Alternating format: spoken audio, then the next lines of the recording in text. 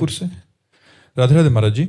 महाराज जी, इस दुनिया में अत्यंत संवेदनशील और भावुक व्यक्ति कैसे निर्मोही बने और कैसे हम दूसरों से अपनी अपेक्षाओं को पूरा न होने पर अपने दिल और मन को दुखी होने से बचाएं? अध्यात्म अध्यात्म अध्यात्म ही है द्वेष्टा सर्वभूतानाम मैत्रः करुण एव च निर्ममो निरहंकारा सम दुखा सुखा क्षमी।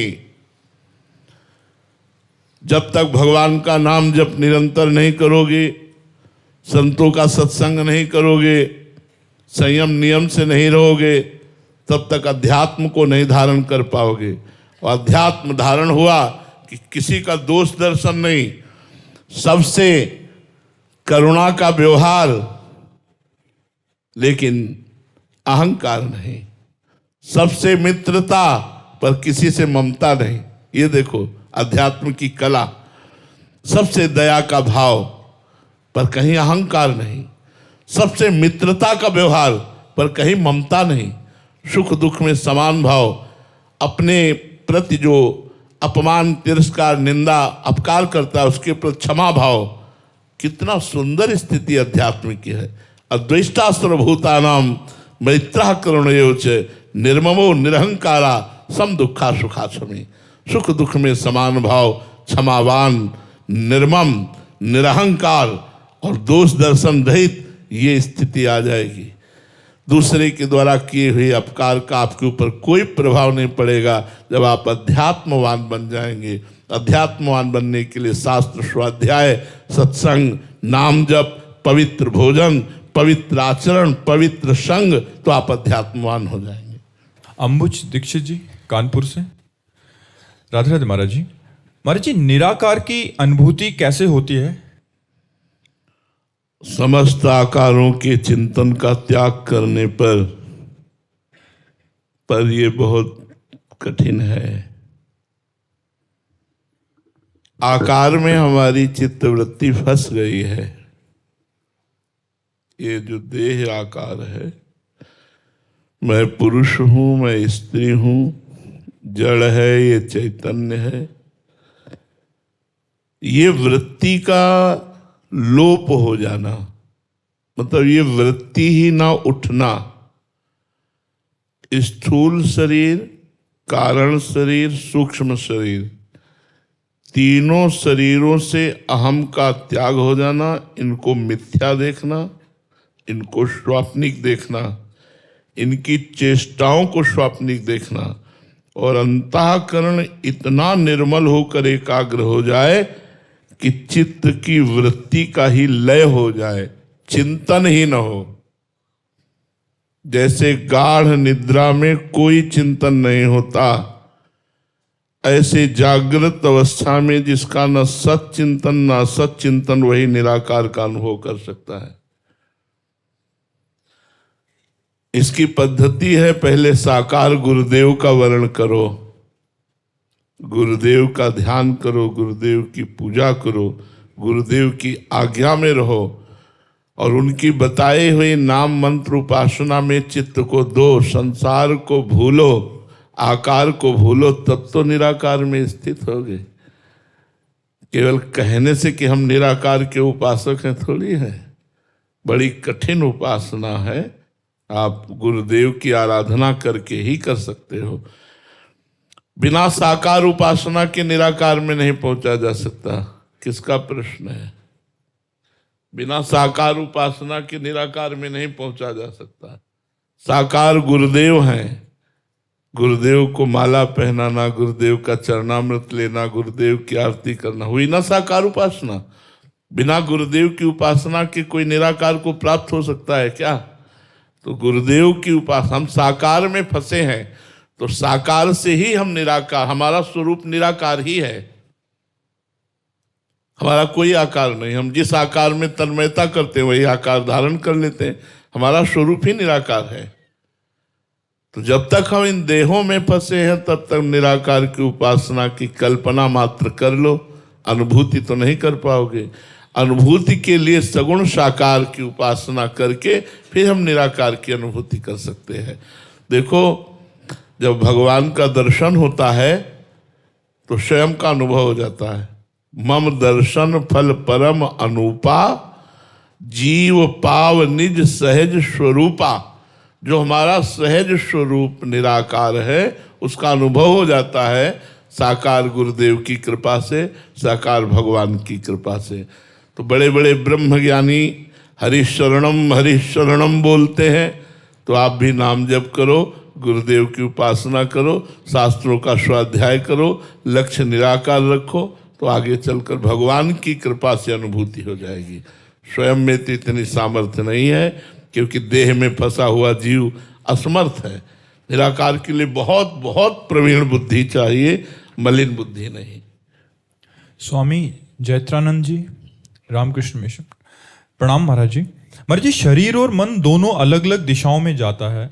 जैसे मन एकांत निर्जन वन आदि में रहकर खूब ध्यान भजन करना चाहता है, जबकि शरीर सेवा कार्यों के कारण भीड़ में रहना पड़ता है, न चाहते हुए भी बोलना पड़ता है। मन मौन चाहता है, जबकि शरीर को बोलने का सेवा मिली है। तो महाराज जी, ऐसे में बहुत कृपा है, बहुत कृपा है, बहुत कृपा है। ऐसे में आपकी हानि नहीं होगी, क्योंकि मन एकांतवासी है और शरीर सेवा प्राण। यही तो सिद्ध पुरुषों का स्वरूप होता है कि मन एकांतिक हो करके असंगोहम, असंग रहता है, और बाहर लाखों का संग करते हैं।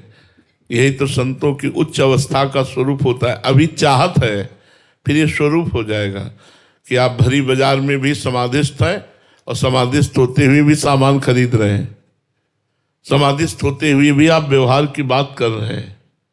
ये अलौकिक समाधि होती है। भगवान में चित्त डूबा हुआ है और वो लाखों से व्यवहार कर रहा है, लाखों से बात कर रहा है, करते हुए भी वो कुछ नहीं कर रहा, क्योंकि उसका मन एकांत में स्थित है, भगवान में स्थित है। तो ये करना ही चाहिए। जो भगवान में अपने चित्त को लगाए हुए हैं उनका मन भागता ही एकांत की तरफ। ये सब पसंद नहीं आता, पर भगवान ने सेवा दी है। अब जैसे आपको मिशन में सेवा दी है, मरीजों को सुख पहुंचाना, तो हमें दी है। हम भी मरीज ठीक करते हैं, हम भी मरीज ठीक करते हैं। जो मानसिक बीमार है उनको इंजेक्शन वाणी के द्वारा अध्यात्म का लगाकर पुष्ट करते हैं। तो भगवान ने हमको भी सेवा दी है। सेवा किए बिना यहां से जाना अधूरा जीवन होता है। इसलिए बड़े बड़े सिद्ध पुरुषों को भी सेवा करनी पड़ी है, समाज को उपदेश देना। स्वामी जी के गले में कैंसर था, बोलने के लिए डॉक्टर ने मना किया था। रामकृष्ण परमहंस जी किसी के नहीं मानते थे, प्रवचन करते थे, सत्संग करते, कहते थे जब तक जीवन है तब तक बोलने दो, काहे को मना करते हो। तो ये शरीर है, शरीर से सेवा बने, यही उत्तम साधना है, बहुत सुंदर साधना है। शरीर से सेवा बने और मन राजी ना हो, ये चमत्कार की बात है। भोजन पा रहे हैं लेकिन मन की रुचि नहीं है, बात कर रहे हैं लेकिन मन की रुचि नहीं है, एसी में रह रहे हैं लेकिन मन की रुचि नहीं है, यही खास बात है। अब झोपड़ी में रह रहे हैं, चाहत एसी की है, गड़बड़ हो गया। एसी में रह रहे हैं, मन झोपड़ी की तरफ भाग रहा है, ये उत्तम बात है। हमें सब वैभव सुख सामग्री व्यवहार सब है, लेकिन मन एकांत में भाग रहा है। यही तो महाराज जनक जी ने करके दिखाया, यही तो चक्रवर्ती सम्राट अम्बरीश जी ने करके दिखाया। ज्ञान और प्रेम दोनों में, प्रेम में अम्बरीश जी महाराज, ज्ञान में जनक जी महाराज। पूरा राजकाज परिवार संभाल रहे हैं, लेकिन मन केवल परमात्मा स्वरूप है। सहज विराग रूप मन मोरा, जनक जी महाराज कह रहे हैं। और श्री अम्बरीश जी सावई मना कृष्ण पदारविंद, मन तो कृष्ण पदारविंद में लगा है, और कार्य राज, तो राज कार्य बहुत रजोगुणी होता है।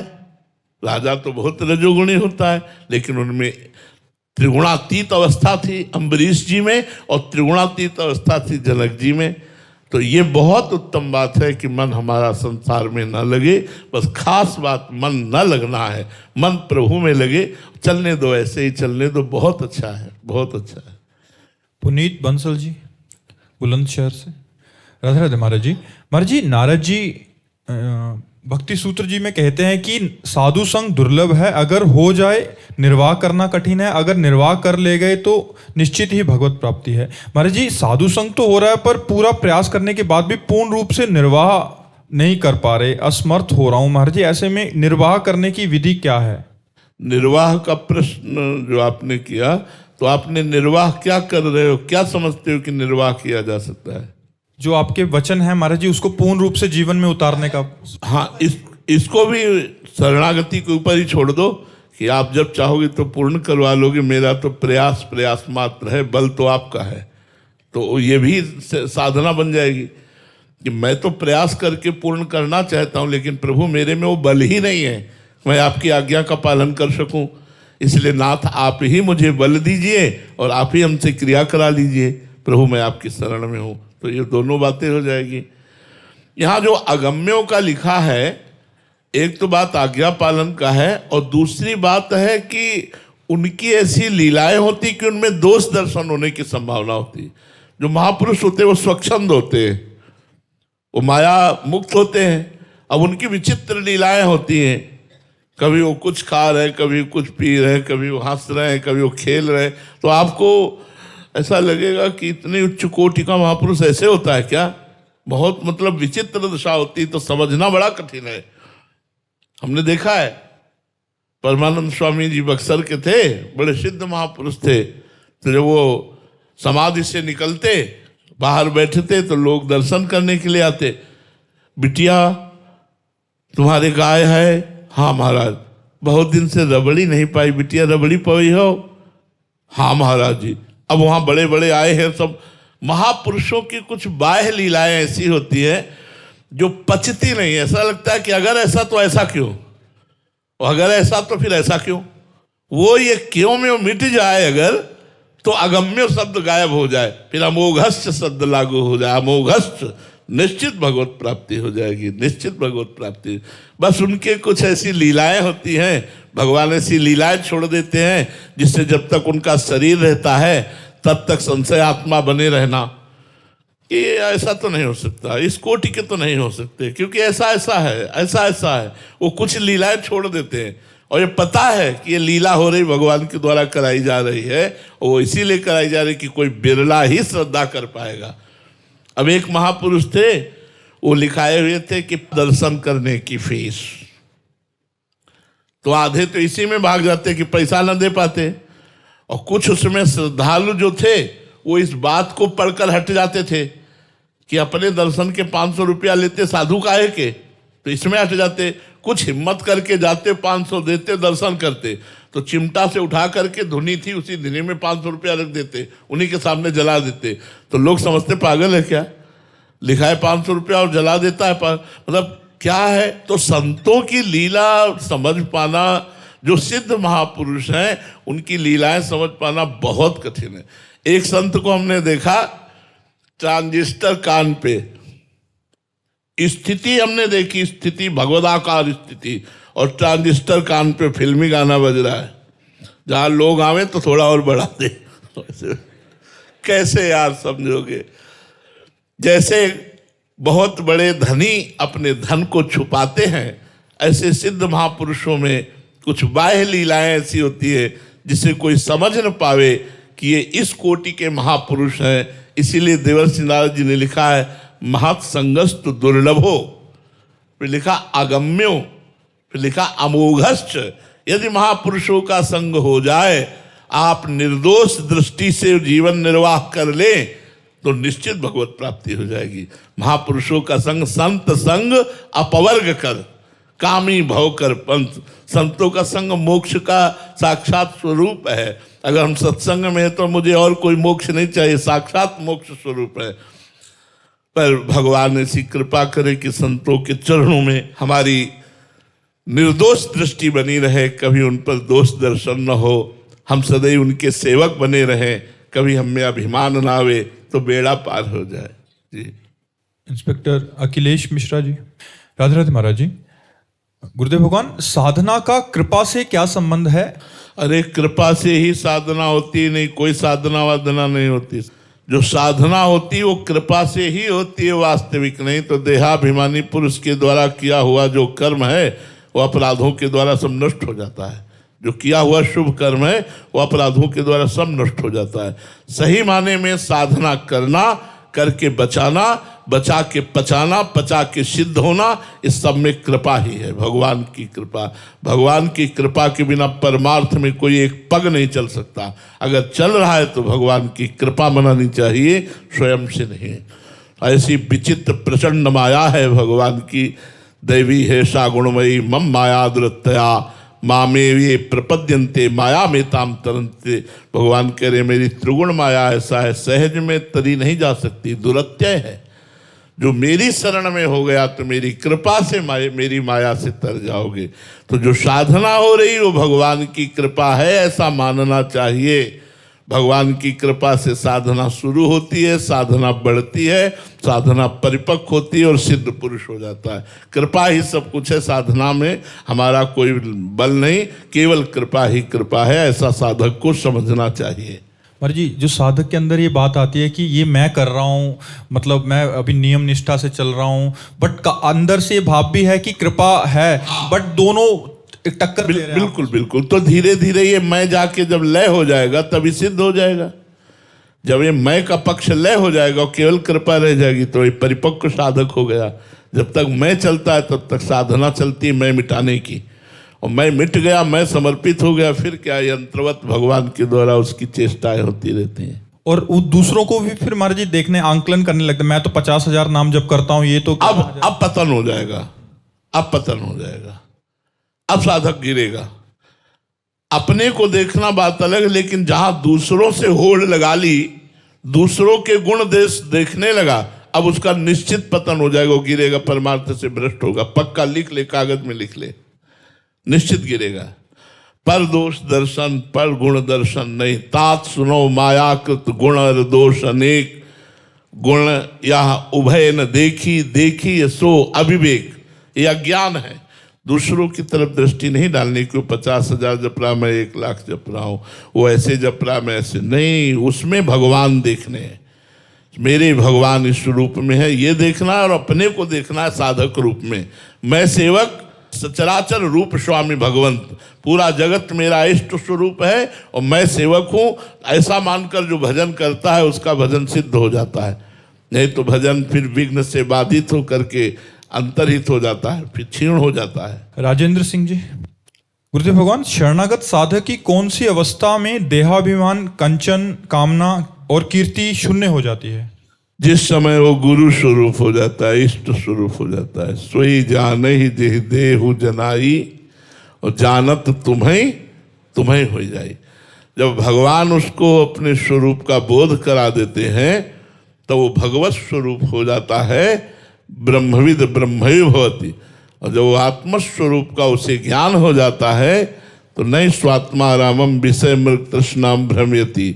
आत्मा राम पुरुष माया के द्वारा रचित विषय मृग तृष्णा में कभी भ्रमित नहीं होता।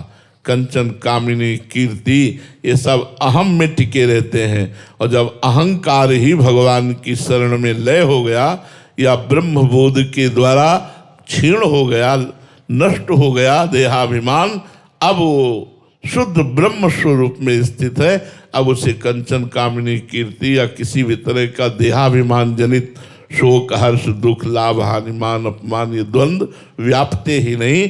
वो द्वंद्वातीत अवस्था को प्राप्त महापुरुष स्वयं भगवत स्वरूप हो जाता है।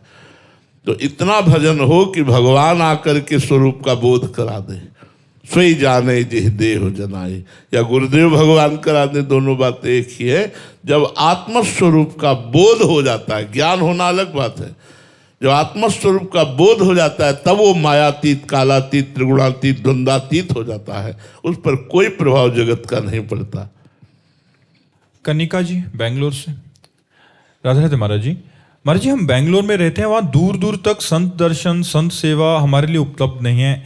ऐसे में महाराज जी हमको संत सेवा दर्शन का सौभाग्य कैसे मिलेगा? कलयुग में मोबाइल भगवान चल गए हैं। आप जहां भी हो, अमेरिका में हो, हॉलैंड में हो, इंग्लैंड में हो, आप रोज का रोज सत्संग सुन सकते हैं।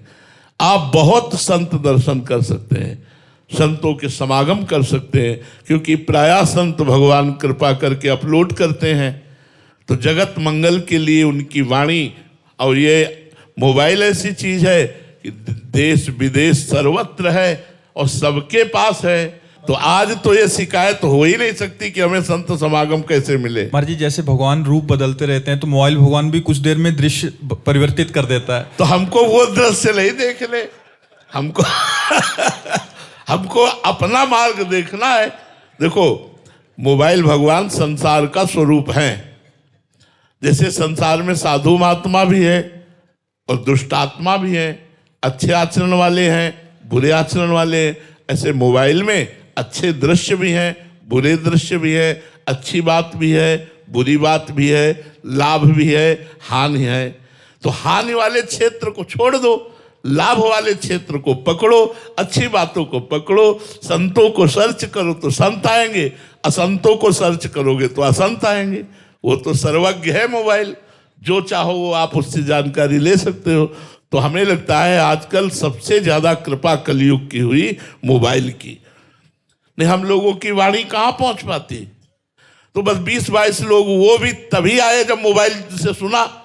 तो वैसे कौन आता, वही अपने 2-4 साधु महात्मा बैठकर चर्चा कर लो। आज मोबाइल की कृपा से करोड़ों लोग सुन रहे हैं, करोड़ों लोग भक्ति मार्ग में चल रहे हैं, करोड़ों लोग साधु संग कर रहे हैं। कुछ ऐसे हैं जो सुधर करके वर्षों बाद आए हैं, सत्संग वर्षों सुनते रहे, सुधार हो गया, व्यसन छोड़ दिए, गंदी आदतें छोड़ दी, और फिर आकर के वो दर्शन कर रहे हैं। कुछ ऐसे हैं जो आकर के दर्शन करके सुनना शुरू किया और उनका सुधार हो रहा है। तो मोबाइल से बड़ा लाभ है।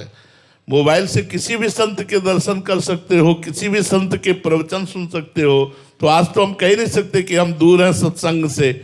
निकालो और सर्च करो और कान में लगा लो और सुनने लगो, और भावना करो तो आप वृंदावन में बैठे सत्संग सुन रहे हो।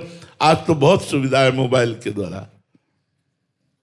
किशोर तालपा जी, जयपुर से। महाराज जी, आप कह रहे हैं कि आप वहाँ न्यायाधीश हैं। आपका ही जो अभी जो वचन मोबाइल के द्वारा सुने, और ऐसे बहुत सारे जीव हैं महाराज जी जिनका जीवन परिवर्तित हो गया, उनके विचारों में बहुत परिवर्तन आया। महाराज जी, आपको धन्यवाद करते रहते हैं ऐसे। नहीं, हम तो आप सबको धन्यवाद देते हैं कि आप लोग हमारी वाणी को सुनकर अपने जीवन का अध्यात्म में प्रवेश करा रहे हैं। तो हमारा जीना सार्थक है, हमारा बोलना सार्थक है। यदि आप लोग स्वीकार ही ना करें तो बेकार ही तो हो गई हमारी वाणी। तो धन्यवाद तो आपको है जो हमारी वाणी को सार्थक करते हो और अपने जीवन को सार्थक करते हो। भगवान की प्रेरणा से हमारा उद्देश्य भी यही है कि हमारा संपूर्ण समाज अधर्म का त्याग करके, व्यसनों का त्याग करके, गंदी आदतों का त्याग करके धर्म से चले, क्योंकि धर्म से चलने वाला ही शांति, सुख और परमात्मा को प्राप्त होता है। हमारी वाणी सार्थक हो, ये गुरुदेव भगवान की कृपा प्रसाद से दिखाई भी दे रहा है कि कुछ लोगों का जीवन परिवर्तित हो रहा है। अगर एक का भी जीवन परिवर्तित हो गया तो हम मानते हैं हमारा प्रवचन सार्थक हो गया, हम मानते हैं हमारा जीना सार्थक हो गया। कष्ट में होते हुए भी बोल रहे हैं हम। अगर एक भी आदमी सुधर गया तो मेरी ये पीड़ा युक्त बोलने पर हमें आनंद रहेगा कि हमारा जीवन सार्थक हो गया। महाराज जी, यहाँ तो आपके सामने 1-2 ही जने प्रस्तुत हो पाते हैं, कभी हो जाए तो। नहीं तो महाराज जी, अपने पास बहुत सारे ऐसे जने आते हैं जिनका पूरा परिवार का परिवार ही परिवर्तित हो गया, उनके विचार परिवर्तित हो गए। हजारों लाखों लोग मतलब कमेंट के माध्यम से आपको ये भाव प्रस्तुत करना चाहते हैं कि उनका जीवन परिवर्तित। हाँ, भगवान सबका मंगल करे, सब सुखी रहे, सबको सद्बुद्धि प्राप्त हो और सब भगवान का भजन करें। हमारी भावना भी यही है जी। मनीष जी, गाजियाबाद से। राधे राधे महाराज जी। महाराज जी, जैसे कि आपने एक सत्संग में बताया था कि अगर इस भवसागर माया रूपी समुद्र से कोई बाहर निकल सकता है तो केवल गुरु का कृपा पात्र ही होगा, वरना किसी की सामर्थ्य ही नहीं कि इस भवसागर से पार निकल सके। तो महाराज जी, गुरुदेव का अभिन्न अंग कैसे बने, हम जैसे साधक कृपा करके। नाम और गुरुदेव एक है। नाम सुकृत जन अपनी जीवन अतिहित मान देत वरदान। नाम सुकृत धन अपनी जीवन, गुरुदेव ने अपना जीवन तुम्हें दे दिया। जो नाम दिया, जो मंत्र दिया, वो गुरुदेव ने अपना जीवन दे दिया।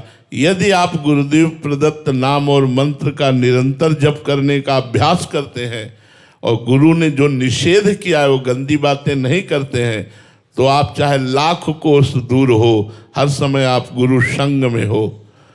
और गुरु के नजदीक रहते हो और गुरु आज्ञा का पालन नहीं करते हो तो आप गुरु के संग में नहीं हो, गुरु के नजदीक नहीं हो। गुरु के नजदीक वही है जो गुरु आज्ञा का पालन करता है। गुरु का स्वरूप है मंत्र और नाम। जो नाम और मंत्र गुरुदेव ने दिया, जितना अधिक आप नाम मंत्र जपेंगे उतने आप गुरु के सानिध्य में रहेंगे, और जितना गुरु के सानिध्य में रहेंगे उतना माया मुक्त रहेंगे। प्रिंस तिवारी जी, राधे राधे महाराज जी। महाराज जी, भागवत में भक्ति को परम साध्य बताया गया है, लेकिन जब साधक भक्ति भी मैं कर रहा हूं इस अहंकार से करता है तो वो शुद्ध भक्ति कैसे बने? और उस इसी से हो जाएगी, इसी से हो जाएगी, क्योंकि भागवत में ही लिखा हुआ है, एकादशी स्कंद में भागवत धर्म में पढ़ना, नवयोगेश्वरों ने उत्तर दिया है। महाराज निमि ने प्रश्न किया है, जन साधारण लोगों को भी भगवत प्राप्ति कैसे हो महाराज? तो उन्होंने बताया कि अनेक जन्मों की आदतोंवश, स्वभाववश, संस्कारवश, संगवश, अहंकारवश, इंद्रियों की चेष्टाओं के वशीभूत या मन की चेष्टाओं के वशीभूत होकर जो जो कर्म हो वो सब परम पुरुष भगवान नारायण को समर्पित कर दो, इसी से भगवत प्राप्ति हो जाएगी। अहंकार से हम कर रहे हैं लेकिन हम भगवत समर्पित कर रहे हैं तो अहंकार रूपी दोष नष्ट हो जाएगा और वो समर्पण रूपी कर्म हमें भगवत प्राप्ति करा देगा। तो हमको हर कर्म, हर घंटा, हर मिनट का कृष्णार्पणम वस्तु करना चाहिए, भगवद अर्पणम वस्तु करना चाहिए। बड़ा लाभ मिलेगा, इससे बहुत लाभ मिलेगा। जो भजन है वो तो है ही, जो हम और भी कर्म कर रहे हैं वो सब कर्म भगवान को समर्पित करें तो उससे हमारा मंगल हो जाएगा।